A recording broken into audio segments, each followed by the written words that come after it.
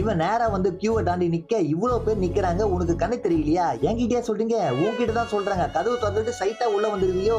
கொஞ்சம் பார்த்து பேசுங்க. ரொம்ப ஜொல்லு விடாத, வலிக்குது தொடச்சிக்க. பொண்ணு அழகா இருந்தா போதுமே, நாக்க தொங்க போட்டுட்டு வந்துருவீங்களே. ரொம்ப ஓவரா பேசுறீங்க. நீங்க வேணும்னா என் இடத்துல நில்லுங்க, நான் பின்னாடி போய் நிக்கிறேன். இவன் பின்னாடி போவ என்னால ஒத்துக்க முடியாது, நீ பின்னாடி தான் போகணும். ஓகே நான் போறேன், இவளும் போய் நிக்க. மரியாதையே பேச தெரியாது போல இருக்கு. இவங்க எல்லாம் இன்டர்வியூல செலக்ட் ஆகி ஆபீஸ்ல என்ன பண்ண போறாங்க? ஐயோ ரெசியூமே மறந்துட்டேன். அவ்வளவுதான், நீ எல்லாம் எதுக்கு இன்டர்வியூக்கு வரேன்னு கலாய்க்க. பரவாயில்ல, நான் போய் ரெசியூம் எடுத்துட்டு வந்து இவ போயிடுறா. கொஞ்ச நேரம் கழிச்சு இவ இன்டர்வியூக்கு போவ, இவ சேர்ல திரும்ப இங்க என்னடி பண்ற?